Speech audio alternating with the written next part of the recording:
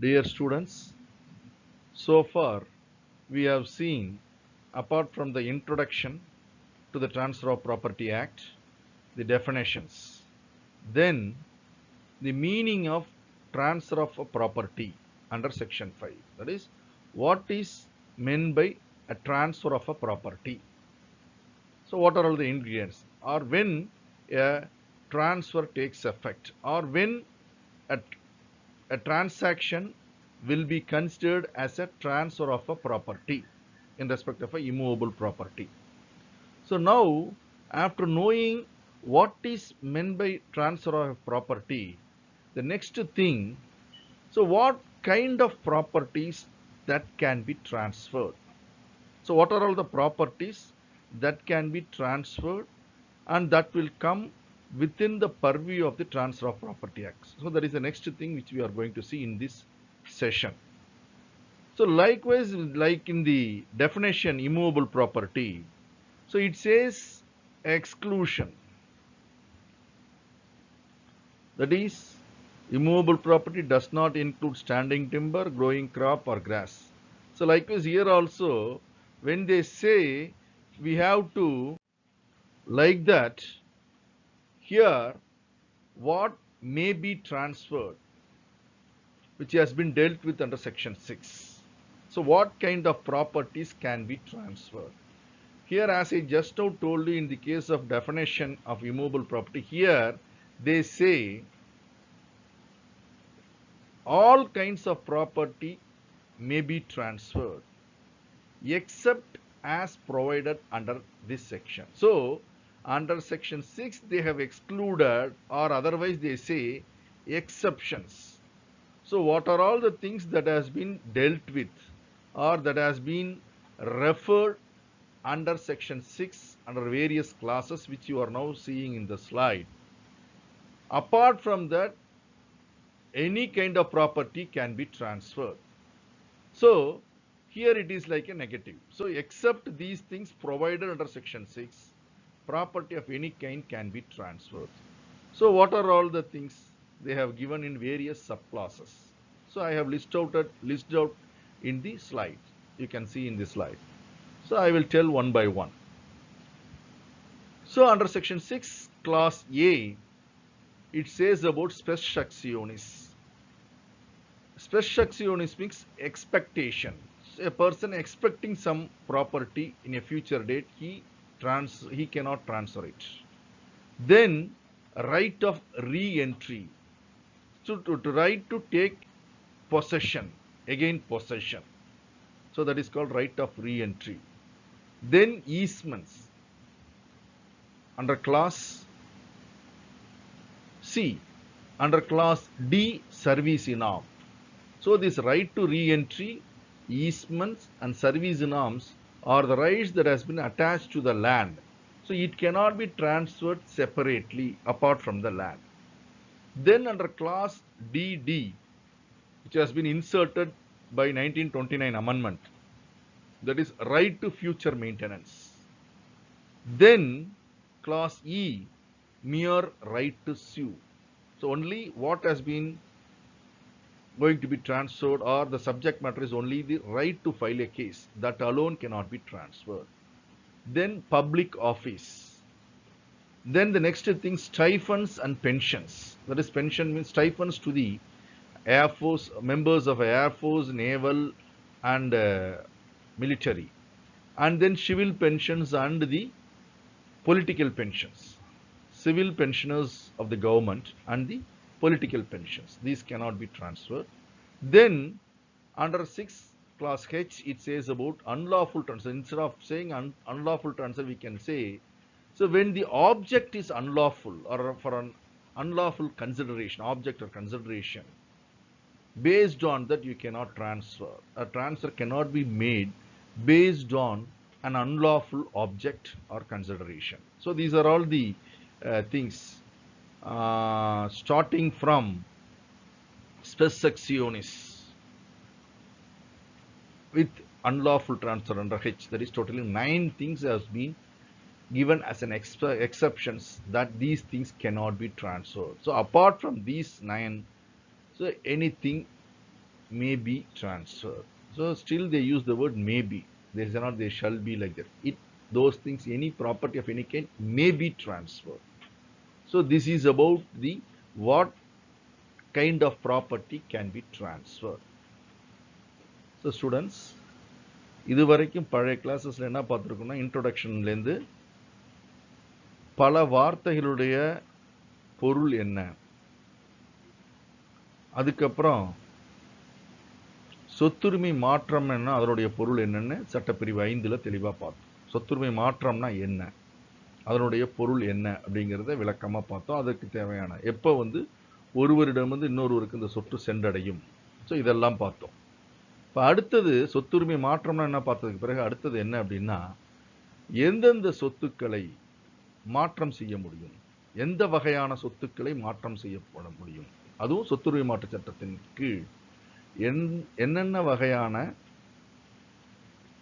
சொத்துக்களை உரிமை மாற்றம் செய்ய முடியும், அல்ல உரிமை மாற்றாக்கம் செய்யக்கூடிய பொருட்கள் சொத்துக்கள் எவை அப்படிங்கிறத பார்க்க போறோம். அதை சட்டப்பிரிவு 6ல் சொல்றாங்க. சட்டப்பிரிவு 6ல் என்ன சொல்றாங்க அப்படின்னா, எப்படி நான் இருக்கேன் சொன்ன மாதிரி அசையா சொத்துனா என்னன்னு சொன்னா அதை விளக்கமா சொல்லாம சொத்துரிமை மாற்றத்தில் தான் சொன்னாங்க, இவையெல்லாம் அசையா சொத்தாக வராது அப்படின்னாங்க, நெகட்டிவா சொன்னாங்க. அதே மாதிரி இதுலையும் property of any kind may be, சொத்து எந்த வகையான சொத்தாக இருந்தாலும் உரிமை மாற்றம் செய்ய முடியும். இந்த சட்டப்பிரிவு 6ன் கீழ் குறிப்பாக சொல்லப்பட்டுள்ளதை தவிர்த்து எல்லா வகையான சொத்துக்களை உரிமை மாற்றம் செய்ய முடியும் அப்படின்னு சொல்றாங்க. ஸோ அப்ப ஒரு 9 வகையான வகைகளை உரிமை மாற்றம் செய்ய முடியாது அப்படின்னு சொல்றாங்க. 9 வகையான சொத்துரிமைகளை உரிமை மாற்றம் செய்ய முடியாது அப்படிங்கிறாங்க. அதில் என்னென்னு பார்த்தீங்கன்னா இந்த ஸ்லைடில் பார்க்கலாம். இங்கிலீஷில் சொல்லியிருக்கேன், அது தமிழில் என்னங்கிறத சொல்கிறேன். இந்த ஸ்லைடில் அதை சொல்லிவிட்டு அடுத்த ஸ்லைடில் அதை ஒவ்வொன்றத்தை பற்றி விளக்கமாக சொல்லிட்டு வருவேன். முதல்ல அந்த ஸ்பெஸ் செக்ஷனிஸ்ட் சொல்கிறாங்க கிளாஸ் 7 சட்டப்பிரிவு 6 கிளாஸ் 7 என்ன சொல்கிறாங்க அப்படின்னா, ஸ்பெஸ் செக்ஷனிஸ்ட் தான் எதிர்நோக்கு இறங்குரிமை. அதாவது எதிர்நோக்கு இறங்குரிமைனா தனக்கு உரிமை வரப்போகிறது என்பதை எதிர்நோக்கி இருக்கின்ற அந்த உரிமையை உரிமை மாற்றம் செய்ய முடியாது. விளக்கமாக அடுத்த ஸ்லைடில் சொல்லுவாங்க. ஸோ தனக்கு ஒரு உரிமை வரப்போகிறது என்று ஒருத்தர் எதிர்நோக்கி இருக்கிறார் இல்லையா, அந்த எதிர்நோக்கி இருக்கின்ற அந்த உரிமையை உரிமை மாற்றம் செய்ய முடியாது. ரெண்டாவது என்னன்னா, மீண்டும் உட்புகும் உரிமை, அல்லது இன்னும் தூய தமிழில் சொல்லணும்னா உடைமை மீட்புரிமை அப்படிமா. உடைமை அதாவது என்னன்னா, ஒரு சொத்தை குத்தகைக்கு விட்டுருக்கோம், அவர் மீறிடுறாரு அப்படின்னா அந்த சொத்தை திருப்பி சுவாதீனம் எடுப்பதற்கான உரிமை, அதான் ரீஎன்ட்ரி, மீண்டும் உட்புகும் உரிமை, அதை சுவாதீனம் எடுப்பதற்கான உடைமை, அதான் உடைமை மீட்புரிமை. உடைமைனா பொசஷன், உடைமையை மீட்டு எடுக்கின்ற உரிமை. அடுத்தது வசதி உரிமை, ஈஸ்மெண்ட்ஸ். ஸோ அதுவும் பின்னாடி எக்ஸ்பிளைன் தெளிவாக எக்ஸ்பிளைன். அடுத்தது மூணாவது சேவை இனாம்.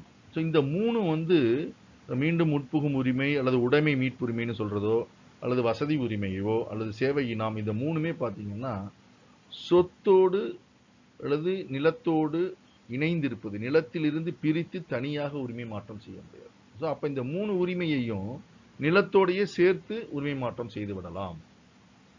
நிலத்தோடு அல்லாமல் தனியாக இந்த உரிமைகளை உரிமை மாற்றம் செய்ய முடியாது. ஸோ இது ரைட் ஆஃப் ரீஎன்ட்ரி, அதாவது மீண்டும் உட்புகும் உரிமை அல்லது உடைமை மீட்புரிமைங்கிறது class B.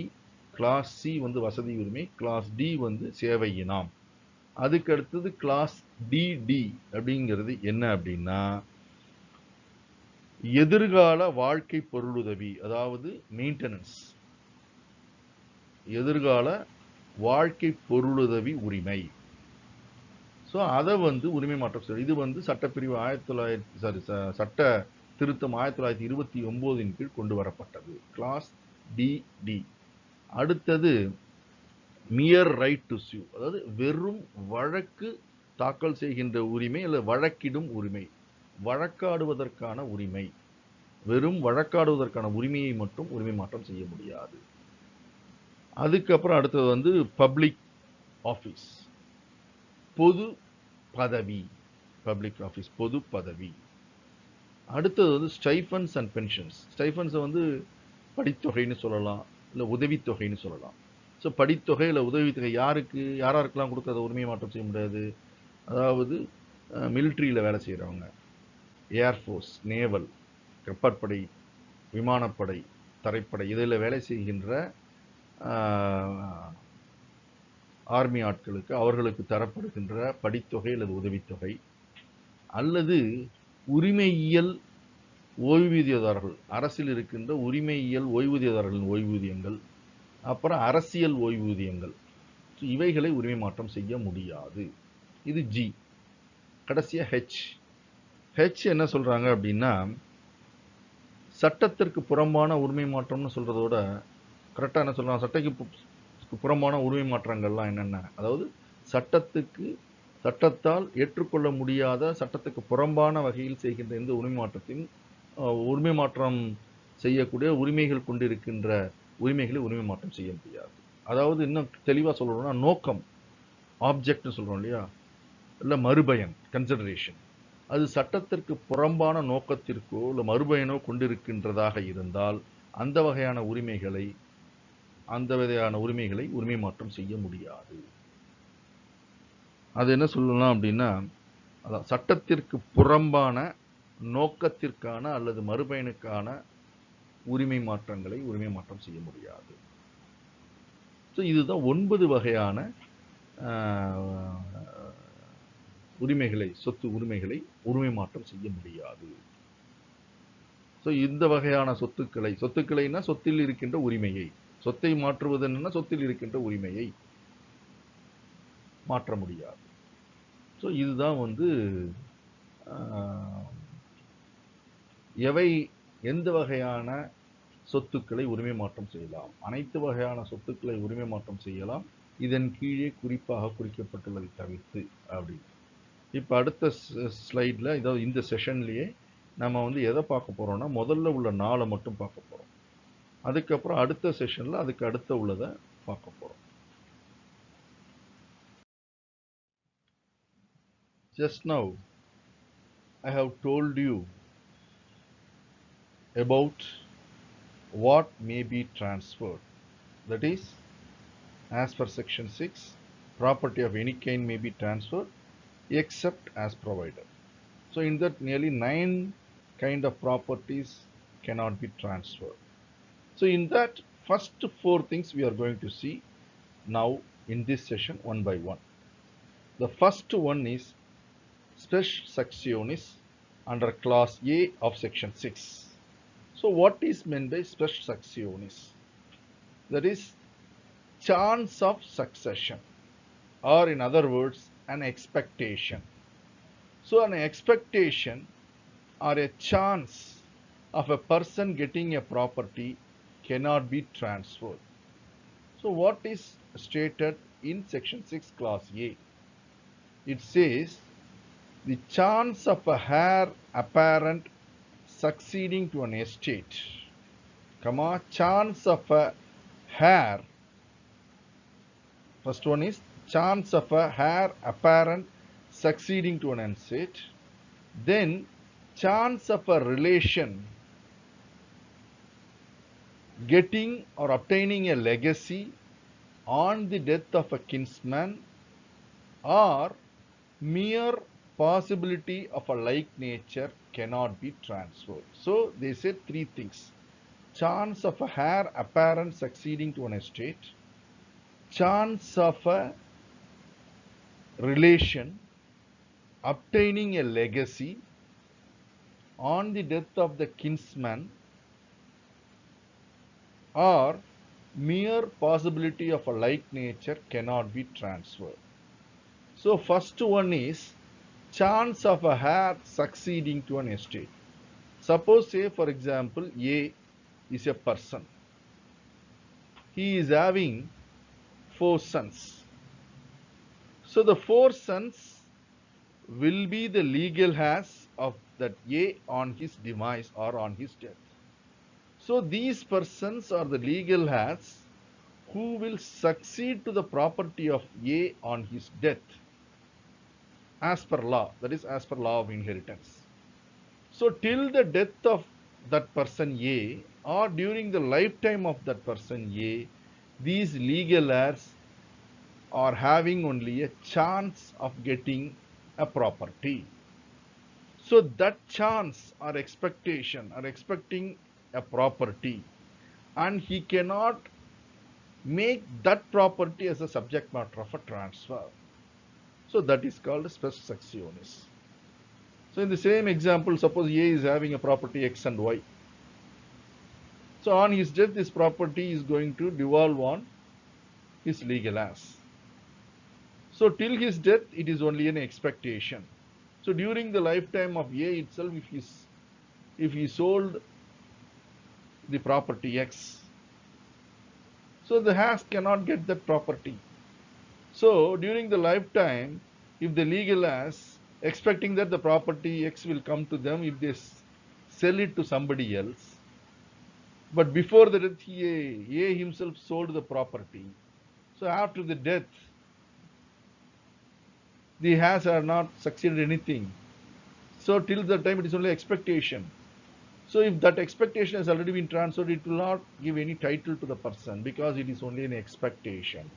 The rights have not accrued or it has not been vested with him. So the expecting a thing it cannot be, or expectation cannot be transferred. So the first one. The similar thing is for relation. So in the heirs of heir, as per law of inheritance, only the legal heirs will be entitled to the property. In the case of will, there is testamentary succession. Any relation, that's why they have used the word chance of a heir apparent succeeding to an estate, and then the chance of a relation obtaining legacy. Obtaining legacy is obtaining a property, that is by a will on the death of the kinsman. Kinsman is the testator who has executed the will.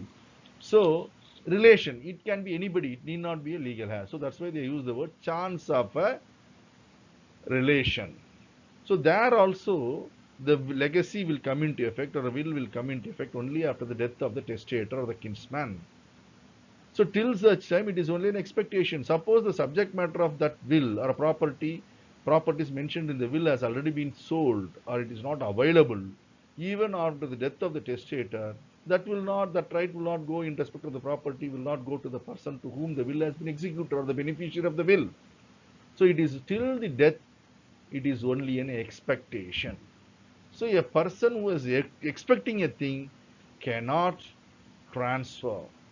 So it cannot be transferred. Chance of succession cannot be transferred. So that is called as spes sectionis. தமிழ்ல எதிர்நோக்கு இறங்குரிமைங்கிறார். So it cannot be transferred. In Hindu law prior to 1956, the best example is chance of a reversionary interest holder. So on the death of a male member, the widow will have a limited estate of life estate. So only after the termination of the life estate, the property will devolve on the male heirs of the deceased husband or male members of the deceased husband. It will revert back. So till the death of the widow, it is only an expectation. So it cannot be. So example in the Hindu law prior to 1956. For spes sectionis, I have given you these things. Then let us see the case laws one by one. The first case law, Alcott versus Walker. So here a lady makes a settlement in respect of a property which she is going to get. The property is going to devolve on her on the death of her father. So she is going to succeed to that property only after the death. Then there are certain personal estates which she is going to acquire pursuant to the will executed by the testator. So the two kinds of properties are there, or which are the subject matter of that settlement. So that has been settled by that lady. So on the date of settlement, the testator is alive. So, and likewise, the owner of the property, she is a legal heir. Her producer, the title holder, is still alive. So only on the death of his father, she will get the right as far as the by of law of inheritance. And as far as this will is concerned, she will get only after the death of the testator. So on the date of making of the settlement, both the persons are alive.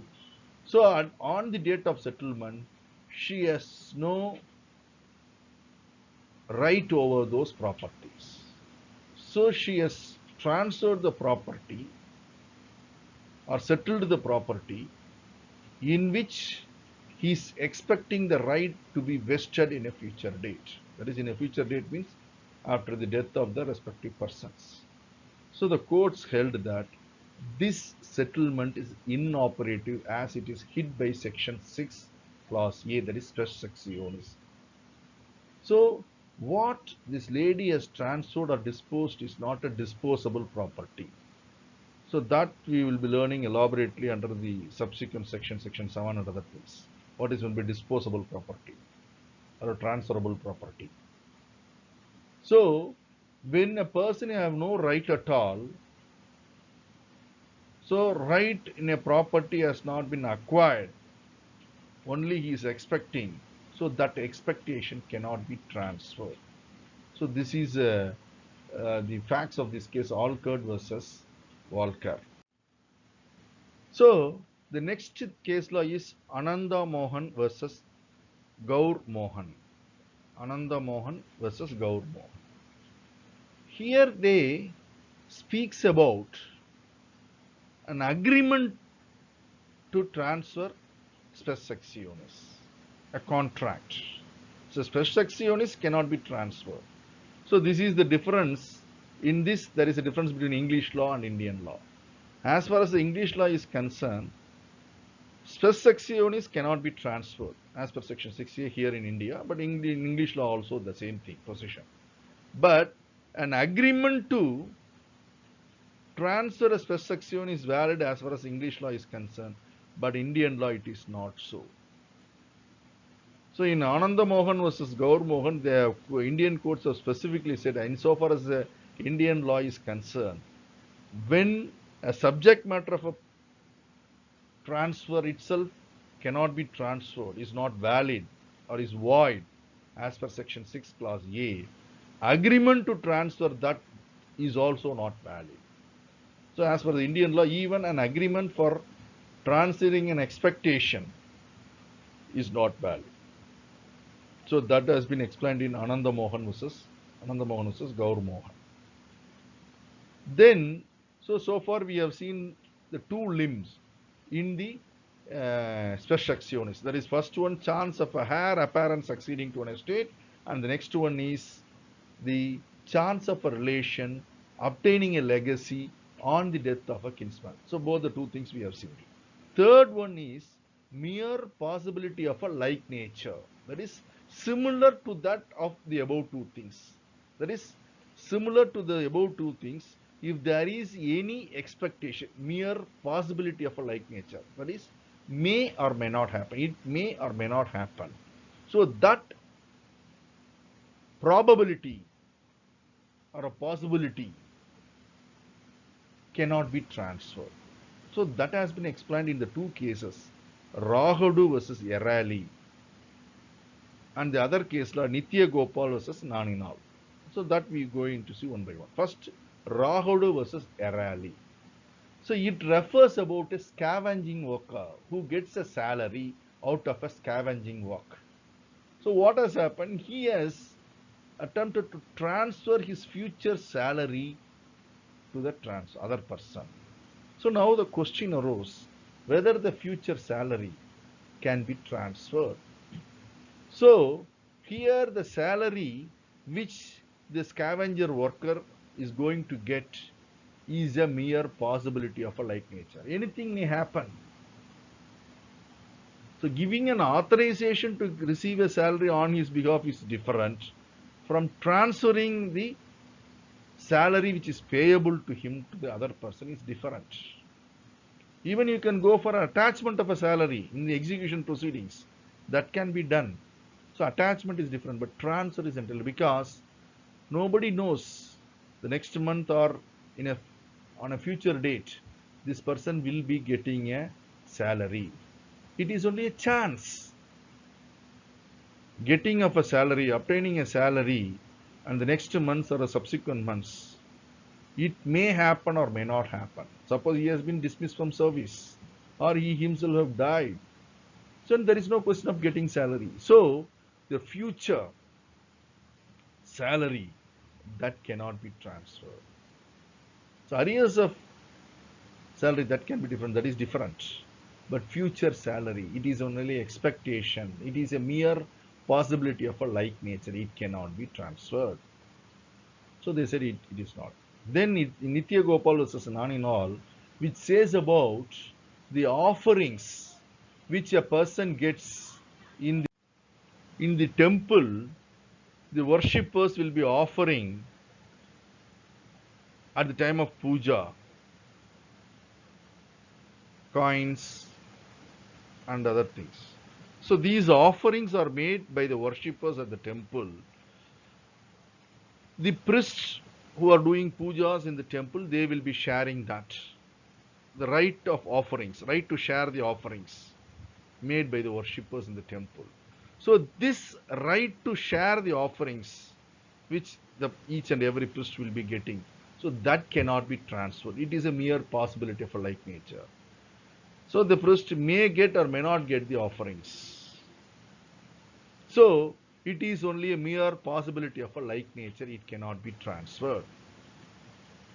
So these are all the three things which comes under the meaning or purview of spes sectionis, or within the ambit of spes sectionis. So spes sectionis cannot be transferred. Then the next thing is right to re-entry under clause B of section 6. So clause B of section 6, which is right of re-entry, then easements under clause C, and then service inam under clause D. So these three things cannot be transferred apart from or separately from the land. It can be transferred only along with the land. If it has been transferred separately, that right alone, if it has been transferred, it is not valid, it is void or hit by section 6. So the first under these three things, first is right to re-entry. So what is meant by right to re-entry? That is, when a property has been leased out. So when it has been leased out, there will be certain terms and conditions under which the lease has been created. So when there is a breach of the terms and conditions, say for example for payment of rent, he has to pay the rent regularly on every month. So if there is a clause in case of breach of non-payment of rent, monthly rent, for 2 months or 3 months something, the lessor, that is the owner of the property, has the right to re-entry, means right to take possession, take back the possession. He can re-enter into the property and take possession of the property. So that right will be given or reserved with the lessor. So he need not go to the court and he can have the right to do so. So the right of re-entry, it can be enforced. So this right to enforce the re-entry, this cannot be transferred separately from the thing. So in respect of right of re-entry, the case law Vagaran versus Ranga Iyengar. So as just now what I have explained to you about what is meant the right of re-entry, that is in case of breach of a terms and conditions in a lease, the lessor has a right to take back the possession of the property. So that right cannot be transferred separately. That's what I have told you. So in Vagaran versus Ranga Iyengar, what has happened? The lessor has leased out the land, and the tenant has committed a default, breach of terms and conditions. There is breach of the terms and conditions relating to the payment of rent. So he committed breach in making the payment, monthly payment, that is a rent. Rent was not paid. So he committed breach and suffered forfeiture. That is, forfeiture means to take back. So that he has suffered. So what has happened? The lessor, he has leased out the land to another person, and also the right to take possession of the property pursuant to the breach committed by the earlier lessee. So the person to whom this land has been leased out, he has initiated action to take possession of the land because he has got the lease. So now the question arose whether it would attract clause B of section 6, or other words, whether it is a right of re-entry alone has been transferred. The courts negatived. Here, the court said what is transferred is only not the right of re-entry alone. So the right of re-entry along with the land, it has been transferred. So it is not hit by clause B of section 6. So the person to whom the lease has been granted subsequently, he has every right to take back the possession. So he has not got the right of re-entry alone. This right which is attached to the land, it goes along with the land. So when the land is leased to another person, this right of re-entry has also gone along with the land. It went along with the land. So that person has worked out the remedy. This is clause B. Clause C, easement. So I think Professor Arogyam sir will be taking elaborately Easements Act. So as far as here we are concerned, easement, I will tell you in short what is meant by easement. Easement have the two tenements or heritage, dominant heritage, servient heritage. That is, there is a benefit to the dominant owner and there is a obligation on the servient tenure. So I will give you an example for this. That is, there is a house, adjacent to that there is a vacant land. It belongs to some other person. So behind that vacant land there is a well. So the person who is owner of this house is using the adjacent land, a portion of the land, as a pathway to fetch water from the well which is behind that land. So it is being used as a pathway. Right of pathway, right to use as a pathway is an easementary right. So the dominant heritage, that is owner of the land, house, is a dominant heritage or dominant owner. So he owns a benefit to use the other's land as a pathway. Servient owner, that is owner of the land, servient heritage, he is bound by this benefit. That is, he has an obligation to permit the dominant owner to use his land as a pathway to fetch water. So he has a burden or obligation. So this person is having, dominant owner is having a benefit. So this benefit passes along with the property of the dominant owner, and the obligation or burden runs along with the property of the servient owner, or that is the land. So whoever purchases, he has to allow that person to use it. So this benefit goes along with this land, that burden goes along with that land. So here this dominant owner cannot segregate, or he cannot transfer separately the right of pathway to anybody else. So whoever purchases or to whom this house property vests, that person can enjoy this easementary right. So easementary right alone cannot be separated and it cannot be transferred to anybody else separately. So it is attached to the land, it goes along with the land.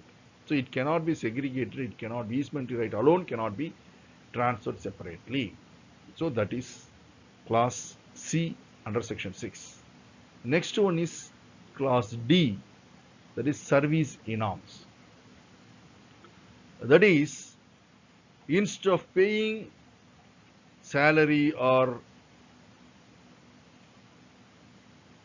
giving some income or something for certain services being rendered, these persons will be granted properties in reciprocation of the services they are rendering. That is called a service enam. So in the next year, you will be learning about this in detail under the land reform laws. Enam system, enam vari system. In that it comes service enams. So a property will be granted as enam in reciprocation of the services they have been rendering. Instead of paying him salary or anything, in reciprocation of the services being rendered, properties will be given to him to enjoy that property. The properties will be granted as enam. So he can only enjoy the property in lieu of the services being rendered. So when the services get stopped, it gets resumed to the government. In those days, it is the sovereign king and everything. So it goes to the sovereign. So it will be resumed by the government. It is called service inam. So that service inam, that is the right to enjoy the property which has been granted to him in lieu of the services he is rendering. So that right cannot be transferred. So he cannot transfer those lands because he is enjoying, he is not having the ownership over the land, he is having only right to enjoy those lands. So that right cannot be transferred. Or when that he is having only right to enjoy the property, he cannot transfer the property. He cannot sell the property. So this has been clearly explained in the case Anjaneyulu versus Sri Venugopala. So here, what has happened? A certain property has been granted to the person A for the services he is rendering a temple. That is Swasti Vasaka Service Inam. The name of the service inam is Swasti Vasaka Service Inam. Swasti Vasaka Service Inam. So it is a kind of service being rendered in a temple by A in descendants to his hands. So this was granted to A. So the services has to be rendered in the temple, a particular kind of service in descendants by A and his heirs. So in reciprocation or in lieu of this or in compensation for the services A and their heirs are doing or and going to do, lands have been granted as inam. So he can lead their life by getting the income from those lands. He can enjoy, get the income, and he can lead the life. So this is in reciprocation or in compensation only it has been given, or in reciprocation for the services rendered. So now what has happened in this case, in the lenient descendants, the heirs of the A, it came into the hands of one X. So the property fell into the hands of X, who is the heirs of A or descendants of A. So he is also doing that service, continued the service. So if, as I told you earlier, if discontinued, the property will be resumed by the government. So what has happened? This X has sold the property to Z. Then thereafter, X himself files a suit for recovery of the possession of the property. So then Z has objected it. So already he has transferred the property. Now he cannot seek for possession. The court said he has no transferable interest. He can only enjoy the property or the income from the property. That alone he can enjoy. So he can have no right to transfer. So he has no transferable right. The property is not a transferable property. So what he has transferred is invalid or ineffective. So it is not a transfer at all, and it has been hit by section 6 clause D. So it is not at all a transfer. So he has a right to recover possession from Z. It cannot be objected. Of course, that doesn't mean that Z has no right. He have the right over X for recovery of for damages, compensation, etc. Those rights may be available, but he cannot oppose his suit for recovery of possession on the ground that he has sold the property, because he has transferred the property to Z, because the transfer itself is not valid in the eye of law. It is hit by section 6 clause D. So it cannot be. So now we have seen these four things, exceptions under section 6. The rest we will see in the next session. அதாவது இது முதல்ல வந்து நம்ம என்ன பண்ணோம்னா 9 வகையான சொத்துக்கள் இருக்கின்ற உரிமை மாற்ற முடியாதது. ஸோ எல்லா வகையான சொத்துக்களையும் உரிமை மாற்றம் செய்ய முடியும் சட்டப்பிரிவு, இந்த சட்டப்பிரிவுக்கின் கீழ் குறிப்பிட்டுள்ளதை தவிர்த்து அப்படின்னு பார்த்தோம். முதல்ல இந்த 9 வகை என்னென்னங்கிறது ஒவ்வொன்றத்தையும் சொன்னேன். அதில் முதல்ல நம்ம இப்போ பார்க்க போகிறது எதிர்நோக்கு இறங்குரிமை. எதிர்நோக்கு இறங்குரிமை இங்கிலீஷில் சொல்கிறது தமிழில் ரொம்ப ஈஸியாக புரிஞ்சு. எதிர்நோக்கு இறங்குரிமை, இறங்குரிமை சக்சஷன்லாம் நீங்கள் படிச்சிருப்பீங்க போன வருஷத்துலேருந்து. ஸோ ஒரு நபர் இறந்து போறாருன்னா அவருடைய வாரிசுகளுக்கு அந்த சொத்து சென்றடையும். ஸோ அந்த வாரிசுகளுக்கு தன்னிச்சையாக அந்த சொத்து சென்றடைகிறது. ஸோ அந்த நபர் உயிருடன் இருக்கின்ற வரை அவருடைய வாரிசுக்கு சொத்து சென்றடையாது. அவர் இறந்ததுக்கு பிறகுதான் அவருடைய வாரிசுகளுக்கு அந்த சொத்து சென்றடையும். ஸோ அதுவரை அந்த நபர் உயிரிழந்திருக்கிற வரை அந்த வாரிசுகள் அந்த சொத்தை எதிர்நோக்கி இருக்கிறார்கள். அதே இறங்குரிமையில இன்னொரு வகை இருக்கு, உயில் மூலியமா வருது. உயில் மூலியமா வாரிசுகளுக்கு தான் போகணும்ல, யாருக்கு உயில் எழுதி வைக்கிறாங்களோ அவங்களுக்கு போகும். ஸோ அப்ப chance of a relation. So ஒரு பெனிஃபிஷியரி அனுகூலம் பெறக்கூடிய, உயில் மூலியமா அனுகூலம் பெறக்கூடியவர், சொத்து கிடைக்கக்கூடியவர், அந்த உயிர் எழுதியவர் உயிருடன் இருக்கிற வரை எதிர்நோக்கி இருக்கின்றார். ஸோ அந்த உயில் எழுதியவர் இறந்த உடனே தான் அது வரும். அது வரைக்கும் அந்த உயிலின் மூலியமாக அனுகூலம் பெறக்கூடியவர்கள் அதை எதிர்நோக்கி இருக்கிறார்கள். ஸோ இந்த எதிர்நோக்கி இருக்கிறத உரிமை மாற்றம் செய்ய முடியாது. மூன்றாவது என்ன சொன்னாங்கன்னா, இதை போல வாரிசுதாரர்கள் தங்களுக்கு சொத்து வரும் என்று எதிர்நோக்கி இருக்கின்ற சொத்து, அது போலமோ அல்லது உறவினர்கள் உயில் எழுதி வைத்தவர் இறந்த பிறகு அந்த சொத்து வரும் என்று எதிர்நோக்கி இருப்பதை உரிமை மாற்றம் செய்ய முடியாது என்று சொல்வது போல், அதே போன்று ஒத்த உடைய எந்த வகையான சொத்து உரிமைகளையும் உரிமை மாற்றம் செய்ய முடியாது அப்படின்னு சொல்றாங்க. ஸோ அது என்னென்னங்கிறது இப்போ வரிசையாக பார்ப்போம். முதல்ல முதல் 2 வகைகளுக்கு உள்ளதுக்கான விளக்கங்களை முதல் 2 கேஸில் தெளிவாக சொல்கிறாங்க. ஒன்று ஆல்கட் வர்சஸ் வால்கருங்கிற வழக்கில் ஒரு பெண்மணி என்ன பண்ணுறாங்கன்னா, செட்டில்மெண்ட் பண்ணுறாங்க ஒரு சொத்து. அதில் என்ன செட்டில்மெண்ட் என்ன செய்கிறாங்கன்னா, 2 வகையான சொத்துக்களை சொல்கிறாங்க. ஒன்று, ஒரு சொத்து அவங்களுக்கு சில எஸ்டேட்லாம் என்ன வருதுன்னா, அவருடைய தந்தை இறப்புக்கு பிறகு அந்த பெண்மணிக்கு சேரப்போகிறது. இன்னொன்று, சில தனிப்பட்ட சொத்துக்கள் ஒருவர் உயில் எழுதி வைத்தவர் இறந்தது பிறகு உயில் வாயிலாக அந்த பெண்மணிக்கு வரப்போகிறது. ஸோ இந்த 2 சொத்துக்களை பொறுத்து ஒரு செட்டில்மெண்ட் எழுதி வைக்கிறாங்க. ஸோ அப்போ என்ன ஆகுதுன்னா, அந்த செட்டில்மெண்ட்டுக்கு யாருக்கு எழுதி வச்சாங்களோ, இந்த செட்டிலார் எழுதி வைக்கிற செட்டிலார் இருக்காங்க இல்லையா, அவங்களுக்கு அவருடைய தந்தை இறந்தது பிறகு சில சொத்துக்கள் வரப்போகிறது. சில சொத்துக்கள் அவருக்கு உயில் எழுதி வைத்தவர் இறந்த பிறகு உயில் வழியாக அந்த பெண்மணிக்கு சேரப்போகிறது. ஸோ இதை தான் செட்டில்மெண்ட் செஞ்சிருக்காங்க. இப்போ கொஸ்டின் என்ன ஆகுதுன்னா, யாருக்கு எழுதி வச்சா அவருக்கு உரிமை போய் சென்றடைந்து விட்டதா என்று பார்க்கும்போது நீதிமன்றம் என்ன சொல்லுது, இல்லை.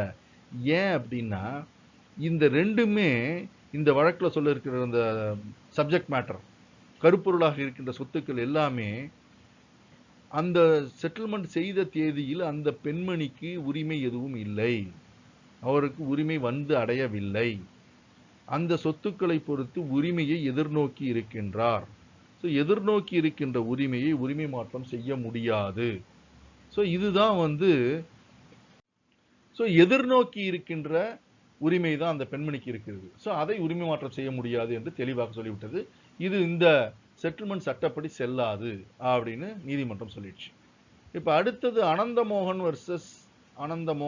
வர்சஸ் கௌர் மோகன். அந்த வழக்கில் என்ன சொல்றாங்கன்னா, ஆங்கில சட்டத்திற்கும் இந்திய சட்டத்திற்கும் இந்த எதிர்நோக்கு இறங்குரிமையை பொறுத்த வரைக்கும் உள்ள வித்தியாசத்தை அந்த வழக்கில் சொல்றாங்க.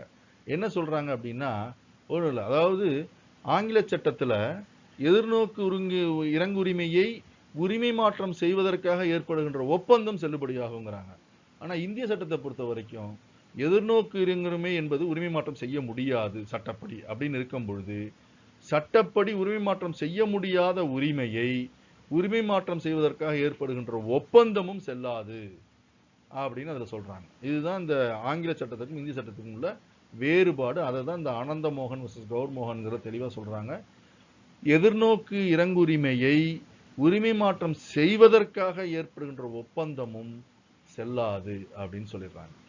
அப்புறம் பாக்கி 2 வழக்கில் எதை பற்றி சொல்ல போறாங்க அப்படின்னா, மூன்றாவது வகை mere possibility of a like nature. இதை போன்று நடக்குமோ நடக்காதா என்ற ஒத்த நிலையை உடைய சொத்துக்களை உரிமை மாற்ற முடியாது. Mere possibility of a like nature. Possibility என்ன, நடக்கும் அல்லது நடக்கலாம். ஸோ இந்த ராகுடு வர்சஸ் எராலிங்கிற வழக்கில் எதை பற்றி சொல்றாங்க அப்படின்னா, இந்த ஸ்கேவெஞ்சிங் ஒர்க், இந்த குப்பை எல்லாம் கூட்டுற அந்த ஸ்கேவெஞ்சிங் வேலை பார்க்குறாரு இல்லையா, அவருடைய சம்பளத்தை ஒருவர் இன்னொருவருக்கு கொடுக்கிறார். அது அப்படி இன்னொருவருக்கு தன்னுடைய சம்பளத்தை, எதிர்காலத்தில் வருகின்ற சம்பளத்தை உரிமை மாற்றம் செய்ய முடியுமா என்றால் உரிமை மாற்றம் செய்ய முடியாது. ஏனென்றால் எதிர்காலத்தில் அவருக்கு அந்த சம்பளம், வருமானம் வருமா வராதா என்பது கேள்விக்குறி. நிச்சயமாக நடக்கக்கூடிய விஷயம் அல்ல. நடந்தாலும் நடக்கலாம், நடக்காமலும் போகலாம். பாசிபிலிட்டி. அதாவது நடப்பதற்கு வாய்ப்பு இருக்கும், வாய்ப்பு இல்லாமலும் இருக்கும். அதுதான் பாசிபிலிட்டி அப்படிங்க. ஏன் அப்படின்னா அடுத்த மாசமோ அதுக்கு அடுத்த மாசமோ ஒரு வேலையை விட்டு நிற்கலாம். அவர் ஏதாவது தவறு செஞ்சு அதுக்கு டிஸ்மிஸ் ஃப்ரம் சர்வீஸ்லேருந்து வெளியனுப்பு செஞ்சிடலாம், இல்லை அவரே இறந்து போயிடலாம். அப்ப எதிர்காலத்தில் அவருக்கு கிடைக்கக்கூடிய ஊதியத்தை, சம்பளத்தை உரிமை மாற்றம் செய்ய முடியாது. அதுதான் அந்த வழக்கில் சொல்றாங்க. பாஸ்ட் அரியர்ஸ், கடந்த கால சம்பள பாக்கி இருக்கு அப்படின்னா அந்த பாக்கி செலுத்தப்பட வேண்டிய ஏற்கனவே தொகையாக நிலுவைத் தொகையாக வந்து விட்டது, அதை உரிமை மாற்றம் செய்யலாம். அதே மாதிரி அட்டாச்மெண்ட் செய்யலாம். ஒருவருடைய அது சம்பளத்தை அட்டாச் பண்ணி ரெக்கவரி பண்றதுக்கு அட்டாச்மெண்ட் பண்ணலாம், அது வேற. ஆனா உரிமை மாற்றம் செய்ய முடியாது. அதுவும் எதிர்கால ஊதியத்தை உரிமை மாற்றம் செய்ய முடியாது. அதுதான் அந்த வழக்குல சொன்னாங்க. இன்னொரு வழக்கு இது மாதிரி நடக்கும் என்பது ஒரு வாய்ப்பாக இருக்கும், பாசிபிலிட்டி. நடந்தாலும் நடக்கலாம், நடக்காமலும் போகலாம். அப்படி இருக்கிற இன்னொரு ஒரு நிகழ்வு சொத்து என்ன அப்படின்னா, இந்த நித்திய கோபால் வர்சஸ் நானினால எதை சொல்றாங்க அப்படின்னா, கோயில்கள்ல பூஜாரிகளுக்கெல்லாம் தட்டுல காணிக்கை போடுவாங்க. சாமி கும்பிட வரவங்க வர்ஷிப்பர்ஸ் என்ன பண்ணுவாங்கன்னா, சாமியை கும்பிட்டு போகும்போது அவங்களுக்கு தட்டில் வந்து காணிக்கை போடுவாங்க. ஸோ அந்த பூஜாரிகள்லாம் அந்த வர காணிக்கையை பிரித்து எடுத்துக்கொள்வதற்கு ஒரு உரிமை இருக்கு. Right to share the offerings. அவருக்கு கொடுக்கக்கூடிய காணிக்கைகளை எடுத்துக்கொள்வதில், பகிர்ந்து கொள்வதில் உரிமை இருக்கிறது. ஸோ இந்த பகிர்ந்து கொள்கின்ற உரிமை, ஆஃபரிங்ஸ், காணிக்கையாக கொடுக்கப்படுகின்ற காணிக்கைகளில் பங்கு எடுப்பதற்கான உரிமை இருக்கிறது. அந்த உரிமையை உரிமை மாற்றம் செய்ய முடியாது. ஏன்னா காணிக்கை வந்தாலும் வரலாம், வராமையும் போகலாம். இவர் பிரதிஷ்டா கடைசி வரைக்கும் இருப்பாருன்னு சொல்ல முடியாது. ஸோ இது வந்து எதிர்காலத்தில், வருங்காலத்தில் நடக்குமா, நிகழுமா, நிகழாதா என்ற ஐயம் இருக்கிறது. ஒரு உறுதிப்பாடு கிடையாது. அந்த நிலையில எதிர்காலத்தில் அவருக்கு கிடைக்கின்ற தொகை அல்லது காணிக்கை இவைகளை உரிமை மாற்றம் செய்ய முடியாது. இதுதான் வந்து எதிர்நோக்கு இறங்குரிமை. 3 சொல்றாங்க. வாரிசுகள் கிடைக்கும் சொத்தை எதிர்நோக்கி இருப்பது, அல்லது உறவினர் உயில் எழுதியவர் இறந்ததற்கு பிறகு கிடைக்கும் சொத்தை எதிர்நோக்கி இருப்பது, அதை ஒத்த நிகழும் அல்லது நிகழலாம் என்று இருக்கக்கூடிய ஒத்த நிகழ்வுகள் உள்ள சொத்துக்கள், இவைகளை உரிமை மாற்றம் செய்ய முடியாது. இதுதான் எதிர்நோக்கி இறங்குரிமை. அடுத்தது ரைட் ஆஃப் ரீஎன்ட்ரி, மீண்டும் உட்புகும் உரிமை அல்லது உடைமை மீட்புரிமை. அதை நான் ஏற்கனவே சொன்னது என்னன்னா, ஒரு சொத்தை குத்தகைக்கு விடுறாங்க அப்படின்னா டேர்ம்ஸ் அண்ட் கண்டிஷன்ஸ் இருக்கும். அதாவது மாதம் வாடகை செலுத்த வேண்டும், இல்லை வருட குத்தகையாக இருந்தால் வருடம் குத்தகை செலுத்த வேண்டும், இந்த சொத்தை வந்து பாழடித்துக் கொள்ளக்கூடாது, மாதிரி பல நிபந்தனைகளுடன் குத்தகை விடப்பட்டிருக்கும். ஸோ அப்போ அதில் வந்து ஒரு நிபந்தனை என்ன சொல்றாங்கன்னா, இந்த நிபந்தனைகளை மீறினால் மீண்டும் உட்புகுந்து சுவாதீனம் எடுக்கின்ற உரிமையை வைத்துக் கொள்வார்கள். யாரு? நிலக்கிழார், லெசார்.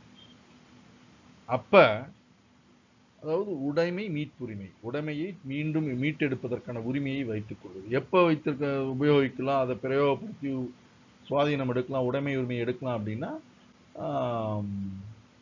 டேர்ம்ஸ் அண்ட் கண்டிஷன், விதிகளை மீறுகின்ற பொழுது, அல்ல குத்தகை ஒப்பந்தத்தை மீறுகின்ற பொழுது, இல்லை குத்தகை ஒப்பந்தத்தின் ஷரத்துக்களை மீறுகின்ற பொழுது அந்த உரிமை இருக்குன்னு சொன்னாங்க. இப்ப அந்த உரிமை வந்து நிலத்துடன் சேர்ந்து இருப்பது, நிலத்திலிருந்து பிரித்து அந்த உரிமையை மட்டும் தனியாக உரிமை மாற்றம் செய்ய முடியாது. நிலத்தோடய சேர்ந்து உரிமை வைக்கலாம். இப்போ நான் வந்து சொத்தை வந்து குத்தகைக்கு விட்டுருக்கேன், இது மாதிரி அவர் மாத வாடகை செலுத்தலை அப்படின்னா அவர் திருப்பி நான் சுவாதீனம் எடுக்கிறது எனக்கு உரிமை இருக்குன்னு சொல்றேன். அவர் வாடகை செலுத்தாம தப்பு பிடிச்சிடுறாரு. நான் என்ன பண்றேன், சொத்தையே இன்னொருத்தருக்கு வித்துடுறேன்.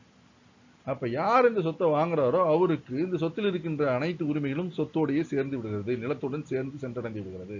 ஸோ அப்ப அவரு அதை சுவாதீனம் எடுக்கலாம். ஏன்னா ஏற்கனவே அவர் வாடகை தராமல் குத்தகை நிபந்தனைகளை மீறி இருக்கிறார், விதி மீறி இருக்கிறார். ஸோ அதன் அடிப்படையில் மீண்டும் உடைமை உரிமையை மீட்பதற்கான உரிமை இருக்கிறது. அந்த உரிமையும் சொத்துடன் அந்த உரிமையாளருக்கு சென்றடைகிறது. அவர் அதை செய்து கொள்ளலாம், எடுத்துக்கொள்ளலாம். இதுதான் அந்த ஸோ இதை வந்து இந்த வாகுரன் வர்சஸ் ரங்கையங்காரங்கிற வழக்கில் தெளிவாக சொல்கிறாங்க. என்ன சொல்கிறாங்க, அந்த வழக்கில் வந்து என்ன ஆகுதுன்னா, ஒரு நிலக்கிழார் வந்து குத்தகைக்கு விடுறாரு. அதில் இது வாடகையை குத்தகையை ஒழுங்காக செலுத்தலை அப்படின்னா உடைமையை மீட்புரிமை செய்வதற்கான உரிமை இருக்குதுன்னு சொல்கிறாங்க.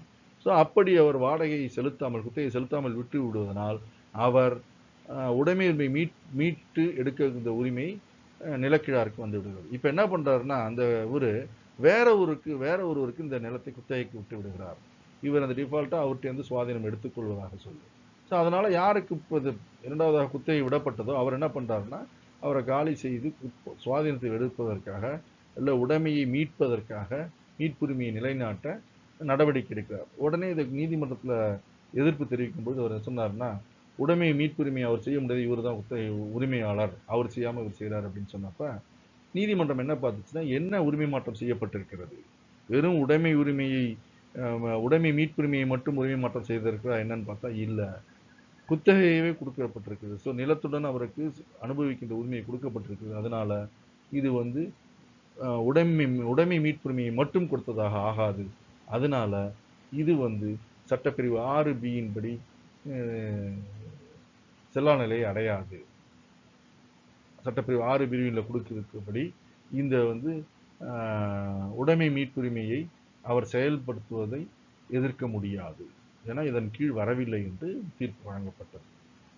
அடுத்தது சியில் பார்த்தீங்கன்னா, செக்ஷன் 6C பார்த்தீங்கன்னா வசதி உரிமை. வசதி உரிமை அப்படின்னா என்னென்னா, இந்த நான் ஏற்கனவே சொல்லியிருக்கேன், ஈஸ்மெண்ட்னா என்னென்னா, இப்போ உங்களுக்கு பார்த்தீங்கன்னா ரைட் டு ஏர் லைட், அதாவது ஒரு காற்று வெளிச்சம் இருக்கிற ஜன்னல்லாம் வச்சுருக்காங்க. பக்கத்தில் இருக்கிறவங்க வந்து அந்த இடத்துல எதுவும் கட்டக்கூடாது, இந்த இவருடைய வெளிச்சம் காற்று இவர்களை தடை செய்கின்ற முறையில் அவர் எதுவும் கட்டக்கூடாது. இந்த வசதி உரிமையை பற்றி டீட்டெயிலாக நீங்கள் அப்புறம் படிப்பீங்க. ஆனால் ஆரோக்கியம் சார் வந்து எடுப்பார், ஸ்பெஷல் ட்ரான்ஸ்ஃபர் முடிச்ச பிறகு எடுப்பார். ஸோ அந்த சூழ்நிலை இருக்குது. அப்போ இன்னொரு உதாரணம் பார்த்தீங்கன்னா, right to use A pathway. இப்போ ஒரு வீடு இருக்குது, வீட்டுக்கு பக்கத்தில் வெறும் இடம் இருக்குது, அதில் வந்து பாதையாக உபயோகப்படுத்தி அதுக்கு பின்னாடி இருக்கின்ற கிணற்றுலேருந்து தண்ணி எடுத்து வரதுக்கு உபயோகப்படுத்திட்டு இருக்காங்க காலகாலமாக. ஸோ இது ஒரு வசதி உரிமை. ஸோ இவர் வந்து வீட்டின் உரிமையாளர் வந்து டாமினன்ட் ஓனர்பாங்க, அந்த நிலத்தின் உரிமையாளர் வந்து சர்வியன்ட் ஓனர்பாங்க. அதாவது என்னென்னா, இவரை பொறுத்த வரைக்கும் ஒரு அனுகூலத்தை அனுபவித்து கொண்டிருக்கிறார், அவருக்கு ஒரு கடப்பாடு பேர்டன் இருக்கு. என்ன பேர்டன், அவருடைய இடத்தை இவங்க உபயோகப்படுத்துவதற்கு அனுமதிக்க வேண்டும். இவரை பொறுத்த வரைக்கும் அடுத்தவரோட இடத்தை, பக்கத்தில் இருக்கிறோட இடத்தை உபயோகித்துக் கொள்வது. ஸோ இப்போ இந்த உரிமையாளர் யாரோ அவரு அந்த இடத்த அடுத்த பக்கத்தில் இருக்கிற வீட்டோட உரிமையாளரோட இடத்தை உபயோகப்படுத்தலாம், எது பாத்வேயா நடைபாதையாக உபயோகப்படுத்தலாம் அப்படின்னு அர்த்தம்.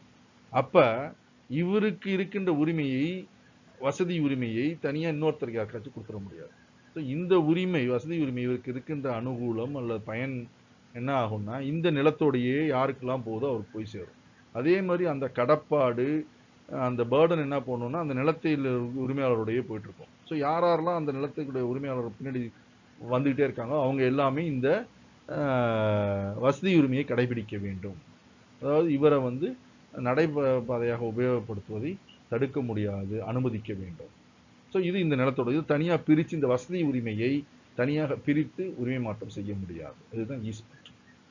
கடைசியாக உள்ளது வந்து சேவை இனாம். இதை பற்றி விரிவாக விளக்கமாக நீங்கள் வந்து அடுத்த வருஷத்தில் படிப்பீங்க, 4வது ஆண்டு. ஸோ இப்போ இதை பொறுத்தவரைக்கும் சேவை இனாம் என்ன சுருக்கமாக புரிஞ்சுக்கணும்னா என்னென்னா, அந்த காலத்தில் இனாம் நிலங்கள்னு சொல்லி இனாமாக லேண்டு கொடுப்பாங்க, ராஜா காலத்தில் கொடுப்பாங்க. ஏதாவது ஒரு பல வகையான இனாம் வகைகள்லாம் இருக்குது, அதெல்லாம் டீட்டெயிலாக அடுத்த வருஷம் படிப்பீங்க. இப்போ சேவை இனாம்னா ஒரு குறிப்பிட்ட சேவை செய்வதற்காக நிலங்களை இனாமாக கொடுப்பது. இனாம்னா அந்த காலத்தில் என்னன்னா வரியெல்லாம் செலுத்த வேண்டியதில்லை கவர்மெண்ட்டுக்கு, அதுலேருந்து வருகின்ற வருமானத்தை வைத்து அவர் பிழைப்பு நடத்தி கொண்டு அதுக்கு பதிலாக என்ன பண்ணணும்னா அவருக்கு சில சேவைகளை செய்ய வேண்டும். ஸோ அல்லது மாற்றி சொல்லலாம், இவர்கள் செய்கின்ற சில சேவைகளுக்காக அவர்களுக்கு ஊதியமாகவோ அல்லது சம்பளமாக கொடுப்பதற்கு பதிலாக அவர்கள் வாழ்வதற்காக நிலங்களை அவர்களிடம் கொடுத்து அனுமதிப்பது. அதுதான் சேவை இனாம் அப்படின்னு சொல்லுவோம். ஸோ அந்த எந்த சேவைக்காக அது கொடுக்கப்பட்டிருக்கோ அந்த சேவை நிறுத்தப்படுகிறது, செய்யாமல் தடைபட்டு போகிறது என்றால் இந்த நிலம் அவர்களிடமிருந்து சென்றுவிடும். ஸோ அந்த சேவைகளை செய்கின்ற வரை அவர்கள் இந்த நிலங்களை அனுபவித்துக் கொள்ளலாம், அதிலிருந்து வருகின்ற வருமானத்தை அனுபவித்துக் கொள்ளலாம். ஸோ இந்த சேவை இனாம் நிலங்களை உரிமை மாற்றம் செய்ய முடியாது. அனுபவித்துக் கொள்ளலாம், சேவை செய்கின்றவரை அனுபவித்துக் கொள்ளலாம். ஸோ இந்த நிலத்தை உரிமை மாற்றம் செய்வதற்கு உரிமை கிடையாது இவர்களுக்கு. இதுதான் இந்த கிளாஸ் டில சொல்லப்படுகிறது. ஸோ இது ஆஞ்சலேயலு சீனு வேணுகோபாலா அப்படிங்கிற வழக்கில் என்ன சொல்றாங்கன்னா, ஸ்வஸ்தி வாசக சர்வீஸ் இனாம்னு ஒரு இனாம், சேவை இனாம் ஒன்று இருக்கு ஒரு கோயிலில். அது வந்து ஒரு சேவை செய்வது, கோயிலில் செய்யக்கூடிய சேவை. இந்த சேவைகளுக்காக ஏ என்பவருக்காக கொடுக்கப்பட்ட நிலம். ஸோ இந்த ஏ என்பவர் அவரும் அவருடைய வாரிசுகளும் வாழையடி வாழையாக இந்த சேவையை செய்கின்ற வரை இந்த நிலத்தை அவர்கள் அனுபவித்துக் கொள்ளலாம். ஸோ இவர்கள் செய்கின்ற சேவைக்காக இழப்பீடாக மறுபயனாக இந்த நிலங்கள் சேவைக்காக கொடுக்கப்பட்டது, இனாமாக கொடுக்கப்படுகின்றது. ஸோ இந்த அவருடைய வாரிசுகள் வழியாக வந்து கடைசியாக ஒரு நாள் வந்து எக்ஸுங்கிற ஒருவருக்கு அது வந்து சென்றடைகிறது. இந்த சொத்து இனாம் சொத்து, சேவை இனாம் சொத்து வந்து சென்றடைகிறது. ஸோ இவர் அந்த சேவையை செஞ்சுட்டு இவர் என்ன பண்றாருன்னா, சேவை செஞ்சுட்டு இருக்கிற இந்த எக்ஸுங்கிற நபர் இசடுங்கிற நம்பருக்கு இந்த சொத்தை வித்துடுறாரு. வித்துட்டு உடனே என்ன பண்றாருன்னா, அதுக்கப்புறம் இவரே வழக்கு போடுற, எக்ஸே வழக்கு போடுறாரு. என்னன்னா, சுவாதீனத்தை திரும்பி எடுப்பதற்கு. ஏன்னா இவர் தானே அனுபவிக்கணும், சொத்தை அவர்கிட்ட கொடுத்துட்டோம், சுவாதீனத்தை கொடுத்தோம், திருப்பி வேணுங்கிறதுக்கு வழக்கு போடுறாரு. உடனே இசட் என்பவர் எதிர்க்கிறார். என்ன சொல்றாரு அப்படின்னா, இவர் எனக்கு ஏற்கனவே சொத்தை வித்துட்டாரு, இப்ப திருப்பி அவரை வந்து சுவாதீனம் கேட்ப உரிமை இல்லை அப்படின்னு. உடனே நீதிமன்றம் என்ன சொல்லுது அப்படின்னா, இவர் உங்களுக்கு வித்ததே செல்லாது, ஏன்னா இவருக்கு அனுபவிக்கின்ற உரிமை தான் இருக்கிறது, இது சேவை இனாம், இவர் செய்கின்ற சேவைக்காக இவர் இந்த சொத்தை அனுபவித்துக் கொள்ளலாமே தவிர இதை உரிமை மாற்றம் செய்வதற்கு உரிமை இவருக்கு இல்லை. இது உரிமை மாற்றம் செய்யக்கூடிய சொத்து அல்ல, சட்டப்பிரிவு டியின் படி தடை செய்யப்பட்டது, செல்லா நிலையை இல்லா நிலையை உடையது அப்படின்னு நீதிமன்றம் சொல்லி இவர் வந்து சுவாதீனத்தை பெறுவதற்கு உரிமை இருக்கிறது என்று தீர்ப்பு வழங்கப்பட்டது. அதனால வந்து அவருக்கு இதற்கு எந்த நிவாரணமும் இல்லைன்னு இல்லை. அவர் சட்டப்படி என்ன நிவாரணமோ, இவரை ஏமாத்தி வித்ததுக்காக அவர் மேல இழப்பீடு வழங்கி கொள்வது, அதெல்லாம் அது செஞ்சுக்கலாம். பட் ஆனால் இது இவர் உரிமை மாற்றம் செய்ய முடியாத சொத்தை உரிமை மாற்றத்தினால அந்த உரிமை செல்லாது. ஸோ அந்த உரிமை செல்லாததுனால இவர் அந்த அனுபவ உரிமையோடு இருக்கிற சேவை இனாம் சொத்தை அனுபவித்துக் கொண்டிருக்கிறார். அவர் அந்த சுவாதீனத்தை திரும்ப பெறுவதற்கு அல்லது சுவாதீனத்தை பெறுவதற்கான வழக்கு சட்டப்படி செல்லும் என்று தீர்ப்பு வழங்கப்பட்டது. ஸோ இதுவரைக்கும் இந்த 4 வகையான சொத்து உரிமைகள் உரிமை மாற்றம் செய்ய முடியாது என்பதை பார்த்தோம். இவர்களை தவிர்த்து மற்ற இன்னொரு 5 வகையான உரிமைகள் இருக்கு. மொத்தம் 9 வகையான சொத்தின் உரிமைகளை தவிர்த்து மற்ற அனைத்து சொத்துக்களும் உரிமை மாற்றம் செய்யக்கூடியவை என்று சட்டப்பிரிவு 6 சொல்லப்பட்டுள்ளது. ஸோ பாக்கி இருக்கின்ற 5ஐயும் அடுத்த செஷனில் நம்ம டீட்டெயிலாக பார்ப்போம். நன்றி.